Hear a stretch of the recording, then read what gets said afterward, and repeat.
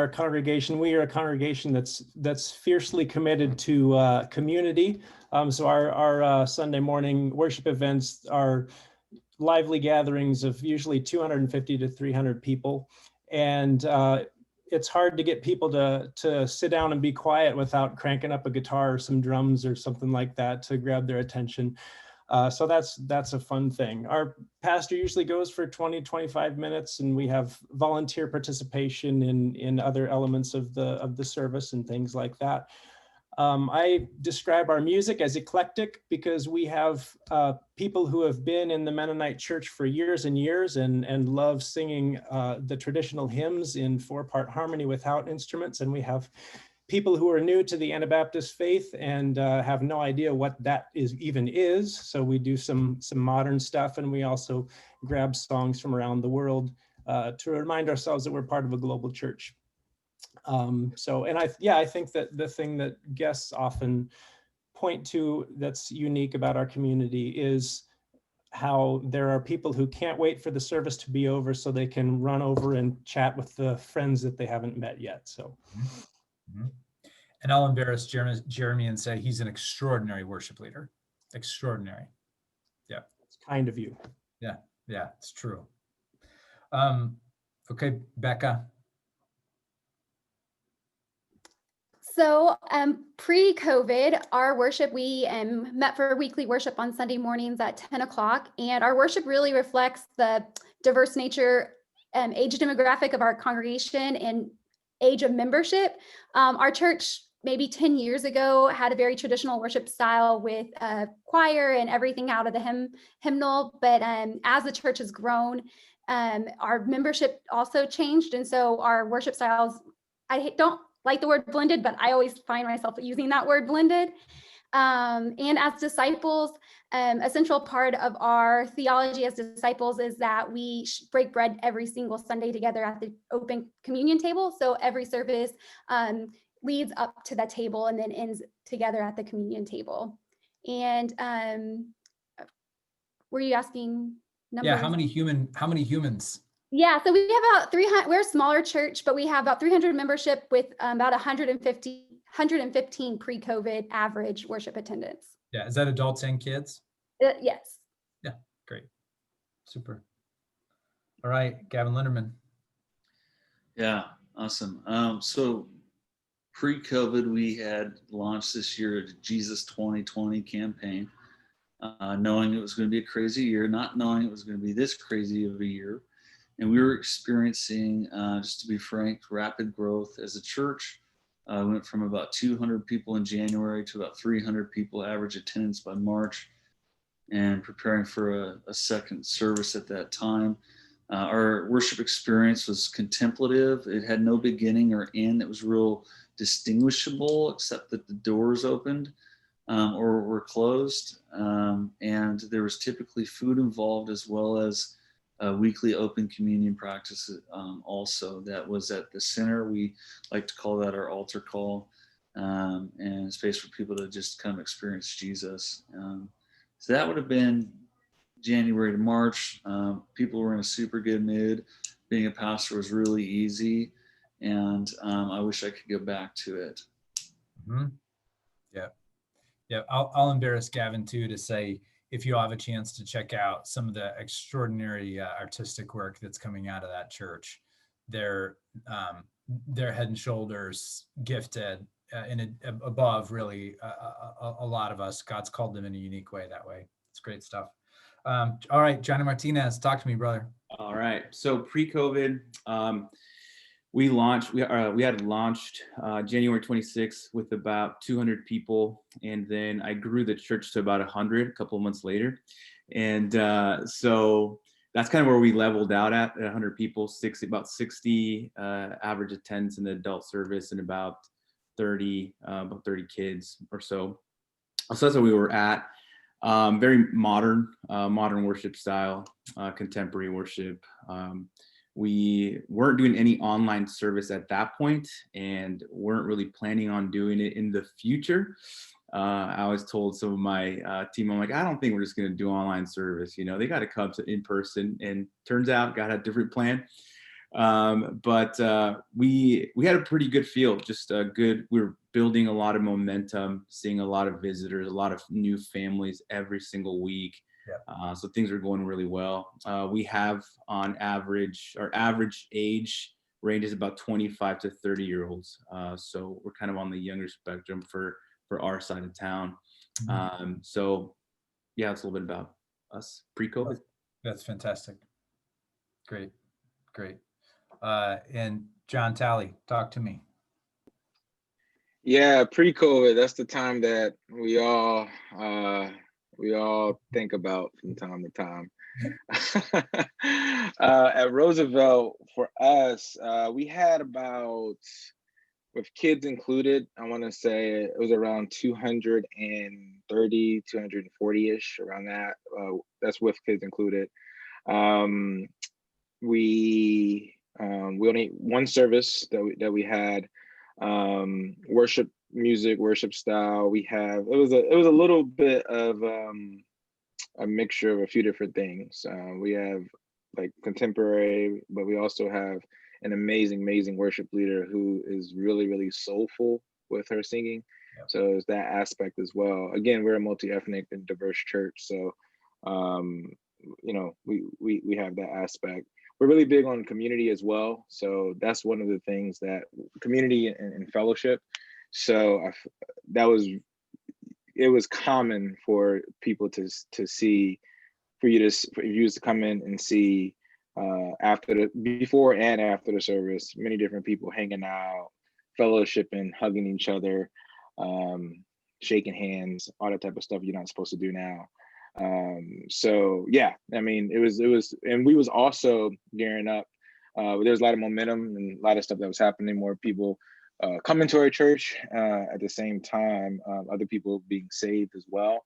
So it was a really unique and dope time. And obviously COVID ended up happening, so where we had to pivot. So yeah, that's just a little bit about our church pre-COVID time.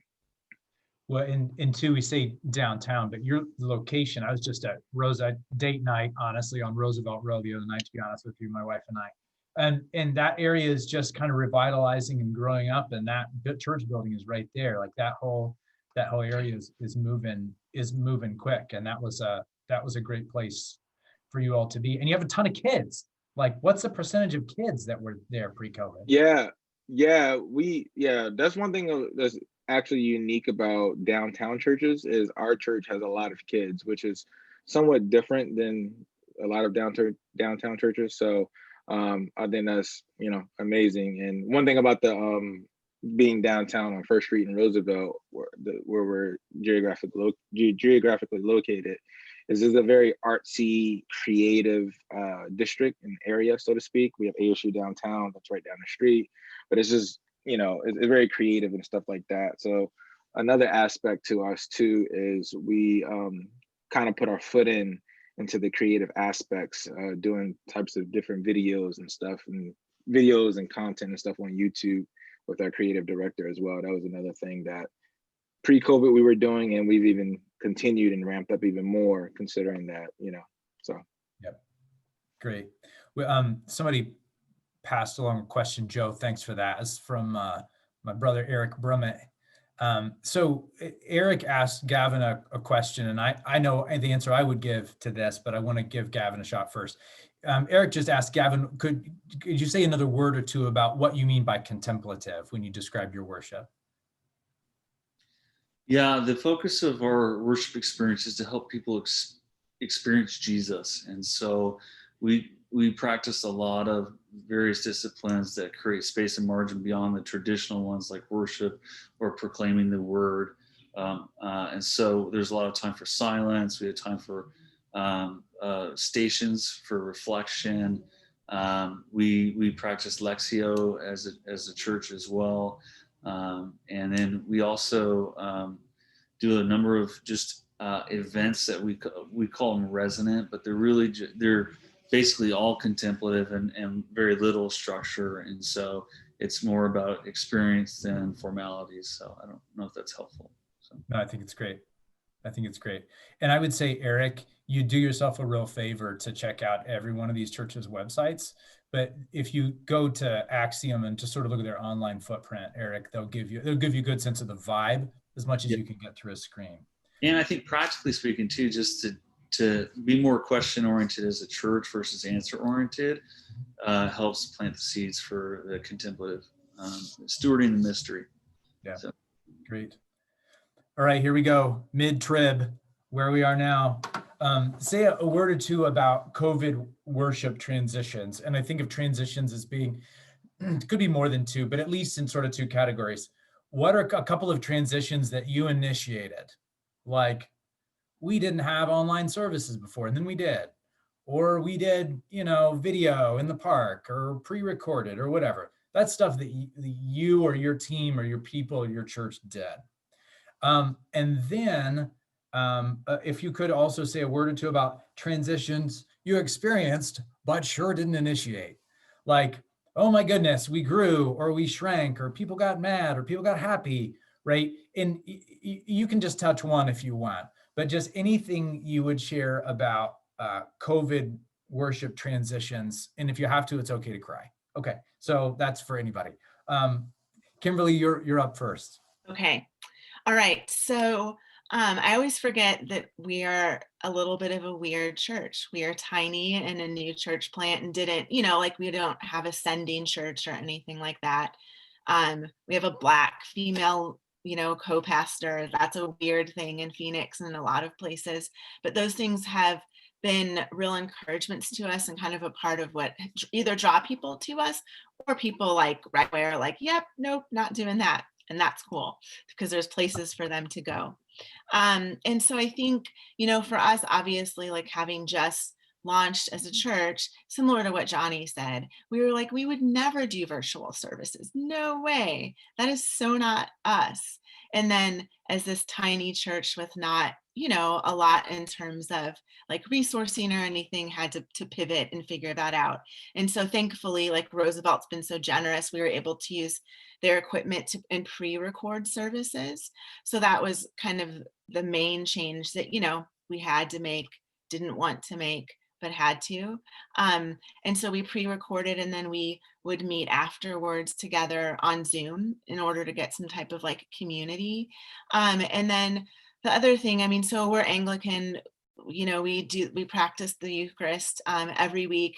We have an open table as well. And so we started doing what we called like front porch visits and communion drop-offs. And so I think we felt really thankful to have a small church during COVID because Andrew, who I co-pastor with, he and I were able to stay in touch with all of our community, and we've actually grown during this time. I think we have like a part of our mission is to be a church that advocates for those in the margins. And so we've, never been silent on that. And we had people come to us virtually kind of through this time, especially related to our stance on Black Lives Matter. And so we've grown, a lot of it being related to that during this season. And so that's been a little bit of a weird, unexpected thing that we're super thankful for. I've kind of answered your question, I think. Oh, that's fantastic. That's great. That's great. All right, Jeremy Kempf. Yeah, we had started streaming our sermons already, so we kind of had the equipment in place when the huge transition happened.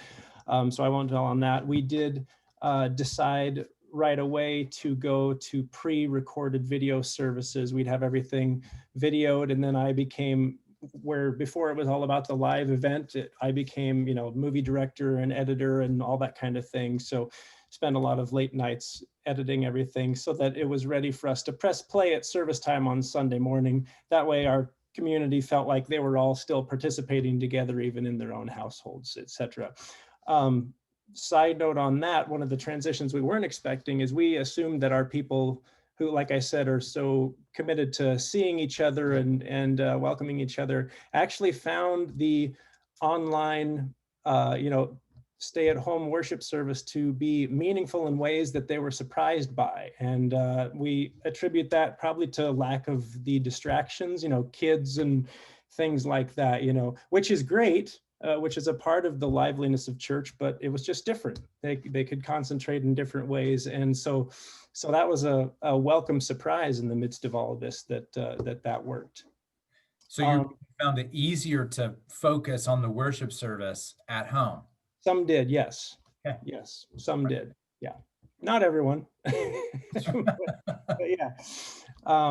Let's see. So that was a transition we started. The other thing we noticed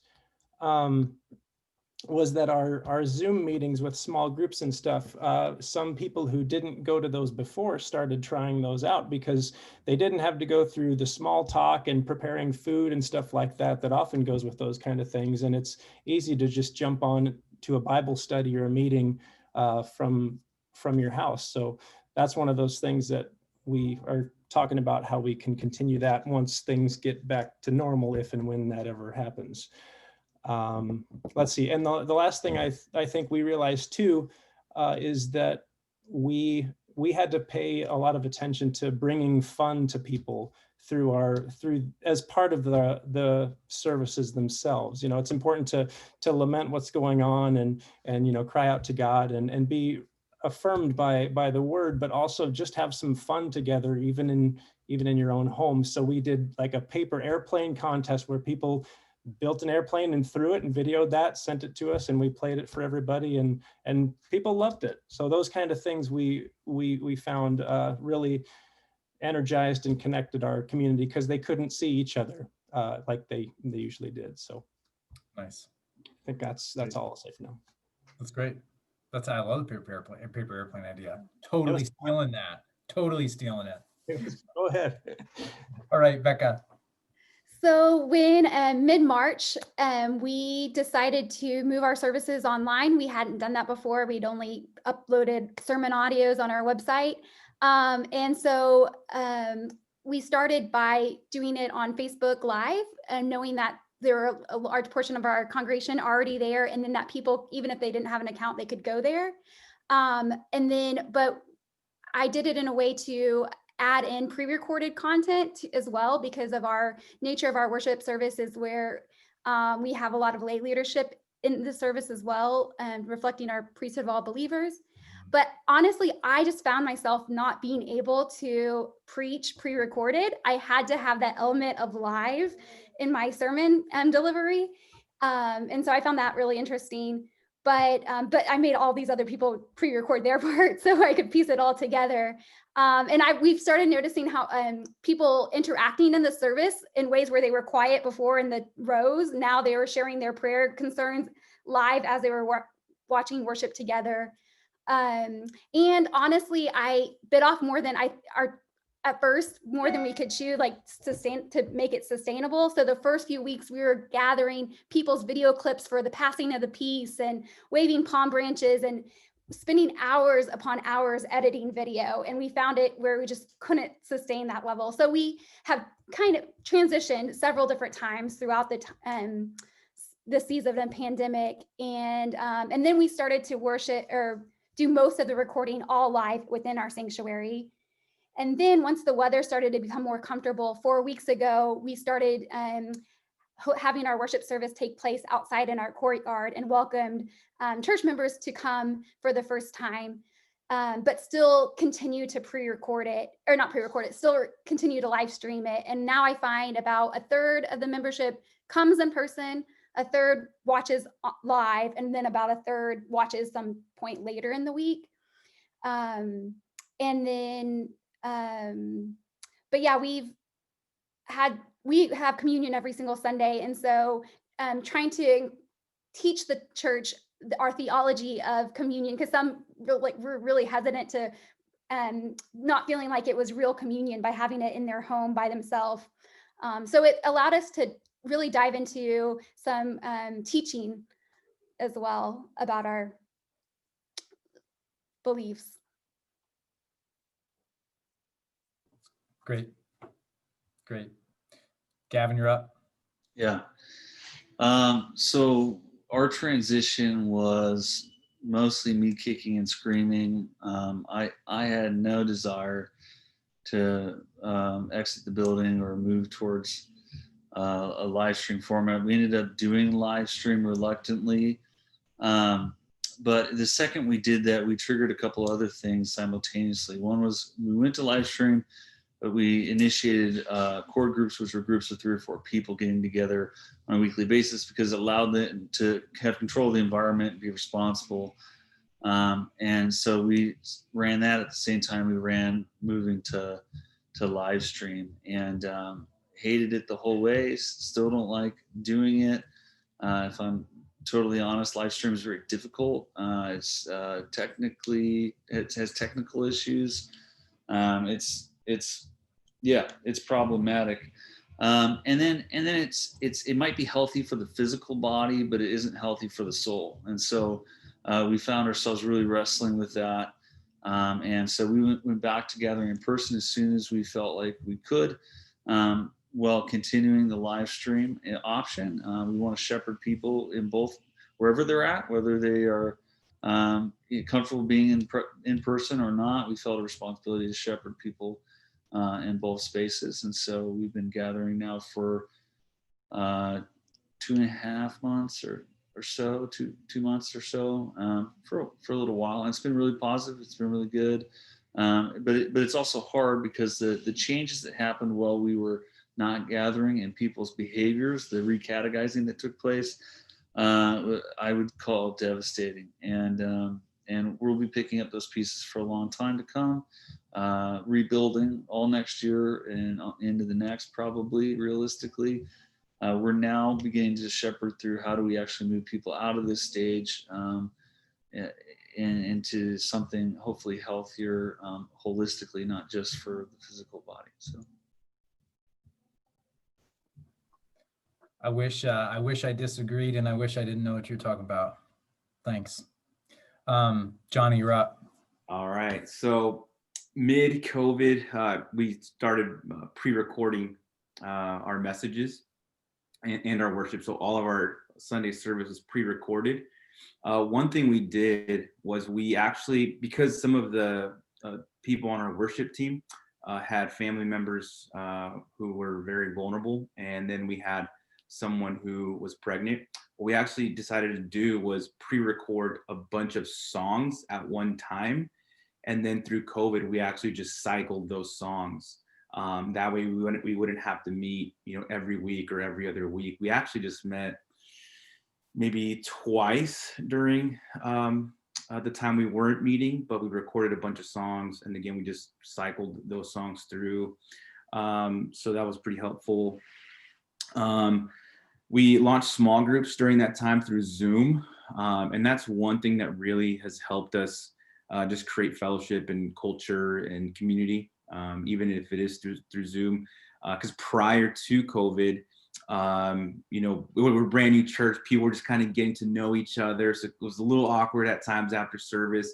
But now that we're back in person, I mean, this is different. The feel's different. And so I think it was because of those Zoom small groups that we launched. So they were just very, very helpful, well attended. One thing we tried to do that did not work was our assimilation process, what we call the growth track. And it's a 4-step process, four classes after service, about 30 minutes long, that just kind of helps people understand who we are and get them plugged into the church. We would do that in person, but then we launched them through Zoom when COVID hit, and they were just not well attended. Like, it just did not work at all. Still trying to figure out why, but they were really helpful when we were in person. We were, I think the first 2 months, we had 10 people go through the entire growth track, and some became members, and some, and most of them started volunteering with us and serving with us. But that's one thing that kind of didn't work for us, was our assimilation process. But as far as experiencing people leaving and coming and going and all that, I experienced it all, unfortunately. But overall, I mean, God has been good. He's been faithful. He's provided, even with people, resources, all kinds of things. So I've experienced the whole gamut of things. I'm sure you have as well. So, yeah. Thanks. All right, John, talk to us. Yeah, couple things that we did, like many of you, we in other churches, we shifted to live stream. That was something that we didn't think of doing, didn't want to do, or anything like that. So of course, getting the software, we already had the equipment, which was interesting already, but we shifted to live stream. Another thing that we did as well is we modified our service. So instead of singing, you know, 5 songs or whatever, we dropped it down to like 3 songs. Some of the different elements that we were doing in the service, we also kind of reduced a little bit. Instead of having multiple people say stuff like for announcements or all this other stuff, we just had one person, which whoever was preaching was doing that. So we kind of just modified the service to under an hour. And then earlier on, because we started meeting first week in July, in person, and it was at first just like 10 people in the building, the people that's helping out on Sunday. It was just them in the building, and then we slowly progressed to have some of our people that was willing to come, wearing masks and things of that nature. Another cool thing that I thought was that worked out really well was for our community, we actually launched and really just honestly redirected and redesigned what our community kind of looked like. And it was through what we call RCC triads. And essentially what that is it's 3 households that come together on Zoom once or twice a week for prayer, for fellowship, and also to kind of go over the sermon as well. So the whole church, we organized them into 3 households, triads, and I would keep track of the triad leaders, and we would talk. And that was one way that we kind of cared for the church as much as we could. Also, the 4 elders that we have, each week we have our list of people that we're responsible for, and we would literally call them, text them, and just check on them. How are you guys doing? Do you guys need anything? Financial assistance, anything like that. So we would take it real seriously to actually contact our actual people to make sure people was cared for. And then lastly, me and the lead pastor, we did 2 things. One, every Tuesday afternoon, we just did a RCC checkup. So anybody that was able to join at noon through Zoom, they can ask us any questions they had regarding COVID, regarding when we're going to open up, anything like that. It was just like a little like check-in for people that want to do that. We made ourselves available for that. And then also on Wednesday at noon, me and him, we talked through the book of James via Zoom. So it was cool seeing different people, different people from different churches that actually joined in, but also our people as well. And it was cool seeing people like on their lunch break, logging in to do Zoom to hear us go through James chapter 2 or something like that. So we did all the way through the entire book of James as well. So we did a few different things, and yeah, so. That's great. Well, and I also think of pictures that I saw online, John, where it looks like some of the Phoenix protests that took place were right down there by Roosevelt, right? They were right by your facility. So it's not somebody watching it on the news. It's going by your facility, So that's a part of. I knew from just from Danae that was part of the experience. Danae and Vermone are mind-blowing. They're incredible, both of them. Is there anybody real quick on the panelists who is not yet meeting in person? Everybody is. Jeremy, are you guys back in person? Yeah, I should have said that. 2 weeks ago, we started gathering outdoors, fully masked, socially distanced, and it's been a breath of fresh air for many people. And we've enjoyed some new faces that found us as we were live streaming, and we are missing a lot of people that we haven't seen for a while. So yeah. I'm sure everyone else is probably in the same boat. Well, and I'm going to say I'm guessing just by appearances that of 6 panelists plus me, we've got 3 churches that have regathered for in-person outdoor. I think Jeremy and Becca are in person outdoor right now. So, okay. Well, here we go. The future, and we won't hold you to it. What do you think is coming next? Either for your own congregation or others. And I'm going to say you can go however you want here. If you want to go in terms of nuts and bolts and say, we got to learn more technology. If you want to get all theological on us, or you can get as abstract or as practical as you want to be. But when it comes to worship in your congregation, particularly, right? What are you positioning for? What are you preparing for? What are you anticipating? And Kimberly, we'll let you start us. Okay. All right. So, again, you know, so much of it, it feels a bit different, right? Thinking about it for us as a church, as a plant, right? But, you know, I mean, we are likely going to go to meeting outdoors. So we have been meeting for a couple of months now, but with COVID numbers rising again, we're likely to meet outdoors. Probably in one of our backyards, because Roosevelt's the best, but doesn't have a great outdoor space. And we felt relatively safe remaining there because we're small and really spread out, but the weather is nice. So we're kind of starting to plan for what that might look like. And then, I mean, I think, so within the Anglican Church in North America, we're a part of a diocese of churches, but the dioceses are not geographical, they're more affinity based. So our diocese is called Churches for the Sake of Others, and we have churches all over the US. And so it's kind of interesting connecting with the churches that are in our diocese. So all the way from like Portland across the US, and just sort of, like hearing from them how they're doing, how they're thinking through this, even just in different parts of the US.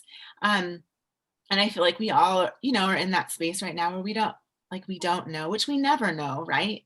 Like we never really know what's coming, but we've gotten pretty used to having a fair amount of control over what like church looks like on Sundays, and thinking of it so much about like that Sunday experience. And I think it's been really easy to forget previously that it's so much more about like what the church looks like scattered throughout the week. And so that's been really insignificant, I think, for us as a community. And just as I'm thinking about like looking forward into the future, whether or not we're meeting in person on Sundays or virtually, we're just thinking about that so much, like what that means for us to be the body of Christ, like in our communities, in our work, and wherever we are throughout the week. And I mean, I just think that we're at, and this is related to COVID, but this is related to so much else that's happening right now in our nation. I think like the bride of Christ is at a moment of reckoning. I think that like there are major shifts happening, and I think some people are going to be, some churches and people kind of stuck in a place, and then a lot of, I think hopefully actually, like, I mean, I'm hopeful in this. I think church is kind of moving forward and really rethinking what it means to be followers of Jesus, because I think we've gotten really distracted and really forgotten, and it's heartbreaking.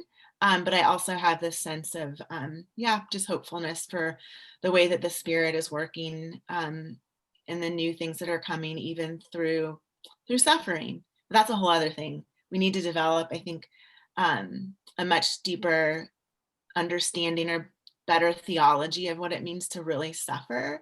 And I think that some people are experiencing that now that maybe haven't before. And so I'm, curious to see what God will do with that. So that's that. That's great. Thank you. Jeremy? Yeah, as far as what's next, and let me just say what a privilege it is to be here, hearing from all of you with your ideas and thoughts and things like that. It's amazing, so many things to take home. I think the things that we're going to pay attention to as far as what happens next, and when we do return to whatever normal is we're gonna pay attention to when people say that video really helped them connect with the divine. What does that mean? I mean, we already would make use of video occasionally in our live services, but how can we continue to make use of that in meaningful ways. Basically to pay attention to that. And the other thing is paying attention to how some people were able to access Zoom gatherings and Bible studies in ways that they didn't before, and paying attention to that. So that's something we will continue even if we don't have to, I think. So I think that's what I have. Thanks, Jeremy.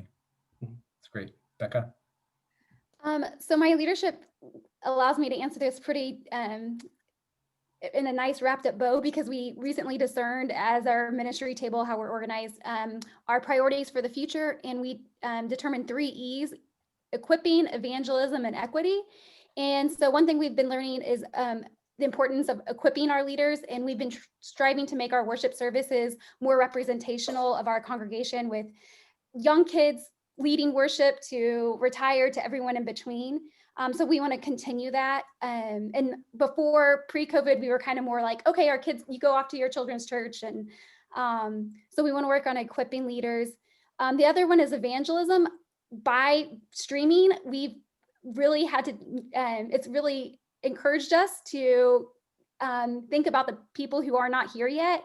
And we're part of the mainline church, where evangelism can sometimes be thought of as like a bad word because of people's experience of bad experience of damage they've experienced earlier in their faith journey, a part of other places. And so we've discovered that our church really is pretty distinctive, especially for in our area of the Phoenix. And so we want to prioritize evangelism and make and not, our goal isn't to be the best kept secret, which many people who find us for the first time describe us as, and we're like, no, that's not who we want to be at all.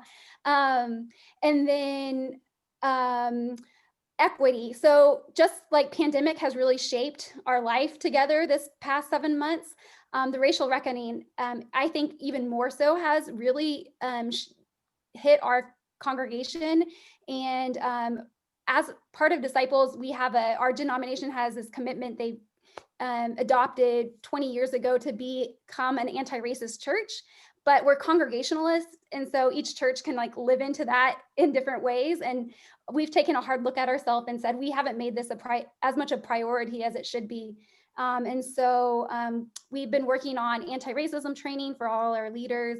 We just launched the Be the Bridge program for small groups in our church.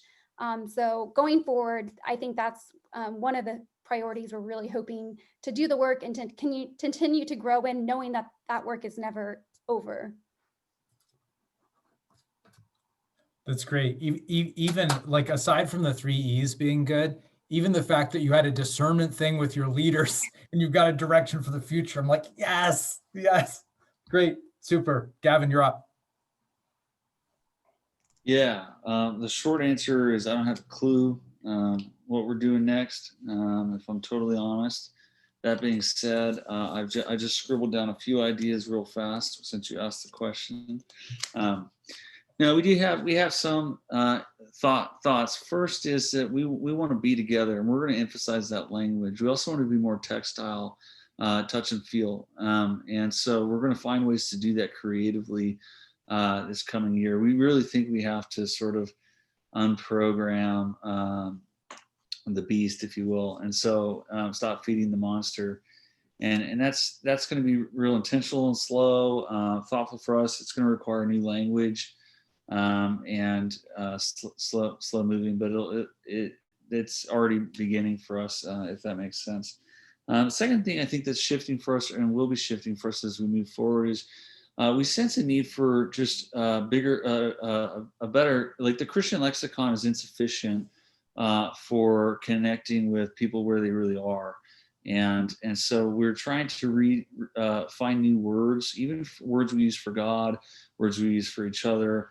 And we're thinking really seriously about our language as a means to create optimal amount of space for people to be able to enter into intimacy with Christ. And so those are 2 shifts that we're working on right now to help people wherever they're at, whoever we're connecting with, hopefully touch and feel and experience the reality of God in their life. So I don't know if that's helpful or answering it. But that's where we're starting.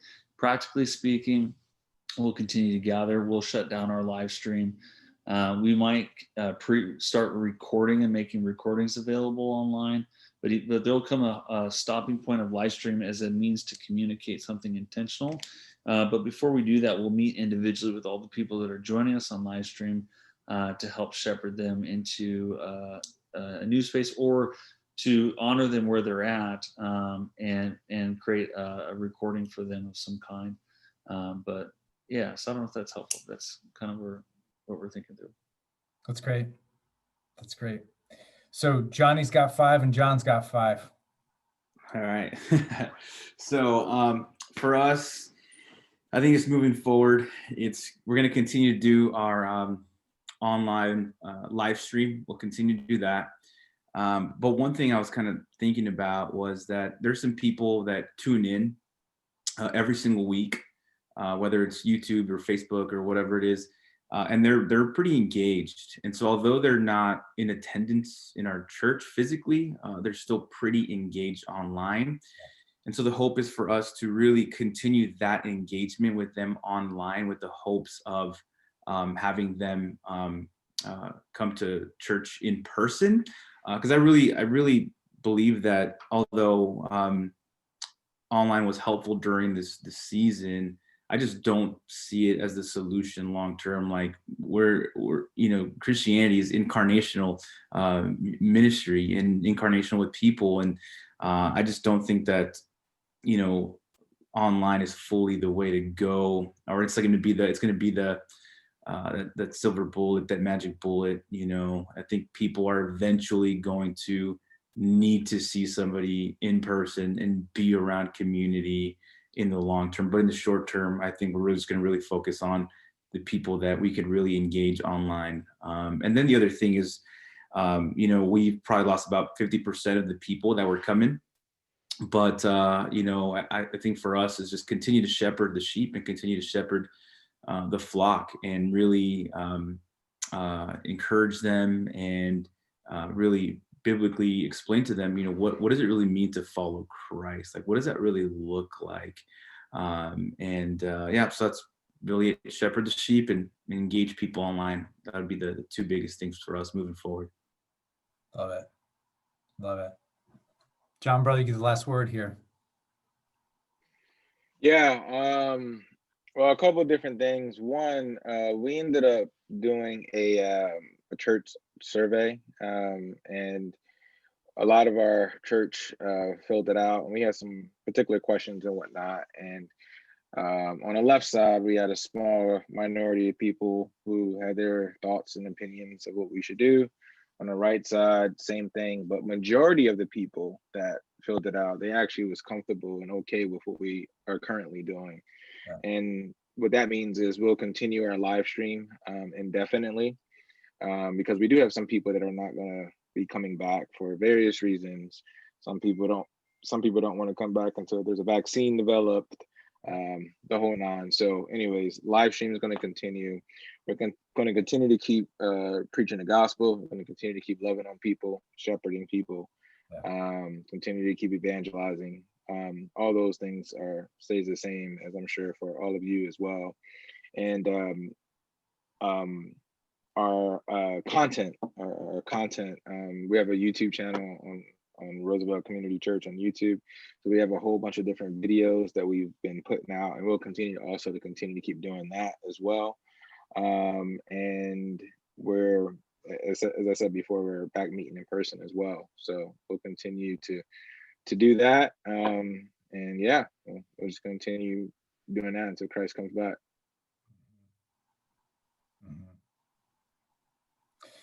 So let's do this. There's one question that came up about live streaming from my brother Eric, and I would just say, Eric, catch me offline about that. And you can obviously contact any of the folks.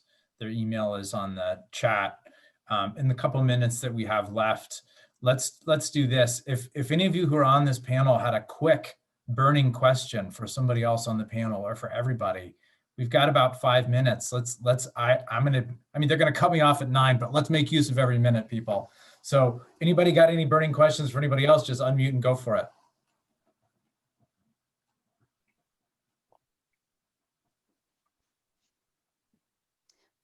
For those doing outdoor services, do you think you're gonna suffer through the Phoenix winter of January outside, or? Yes. Oh, Yeah. Yeah. We're looking till Easter. And then after Easter, we don't know. Our headlights don't shine further than Easter. Yeah, that's our hope too, is that. Yeah, that's what we're thinking. We haven't tried it yet. So we normally meet at 4, and of course would love to someday meet in the morning, but that's like years off, except now when we're thinking about doing outdoors, we probably will actually do mornings and just be cold. I was ready to meet outside in the summer in like July though too, so. I think coffee and propane heaters go a long way.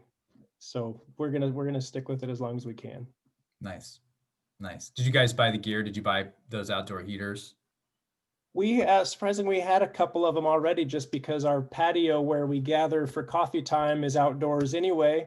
So, again, that we were blessed to already have that lined up in some ways, but sure, we purchased some more of them just because it's a lot more people now. And but just offering people like a cup of hot cocoa says, hey, it's outside, it's cold, we're doing our best, and we thank you for being here. So That's great. Yeah, we were a little bit like, the way we've geared up is a little bit more like Restoration Church with Johnny right now, because we're a set up, tear down church, even though we have our own building. Yeah. So we're setting up, tearing down outside. Great. What other questions, anything cross talk for the panelists?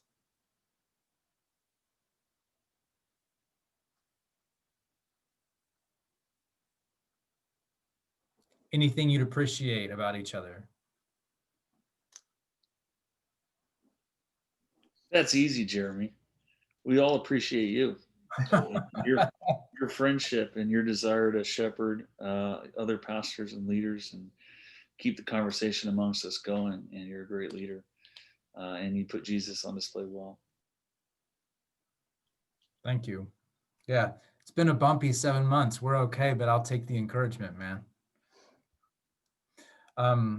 And I would just say that one of the things I appreciated was not only the words you all shared, in particular ideas that I'm totally going to steal. And I hope the folks too whose faces aren't on the screen, and I hope I'm expressing at least some of the things that I think that some others may also be feeling. To see a lot of brothers and sisters heads nodding all at the same time, same pained expression on the face, or similar pained expression on the face, right? There's something, I can't see that behind sunglasses and a mask. And as imperfect as this medium is, I'm grateful for that connection. Anybody else? Nothing but love and respect. Thank you. We're honored by your presence and by your testimony and by your sharing. This all goes away. We'll all sit down and get coffee sometime. Yeah. Let's do it, man. Thank you. Yeah. Brother Joe Vecchio, it's on you now. Okay. Most of this was captured on record about a week from now. It will show up on our YouTube channel, where you could watch that and refresh yourselves. In about 5 minutes, you'll get a link so you can give feedback, and we'll share that with all the panelists about a week from now also, after everyone sent in their comments and ideas. And you can also put in questions in there to get answers back inside of the evaluation. So you can use it in many ways. And so thank you all for participating. There's a number of things that came in there. And Bernardo, who had his hand raised, put in a thanks also. I think Joe really enjoyed it himself. I have stuff to pass on to our church. Right on. Thank you, everybody. Gloria a Dios.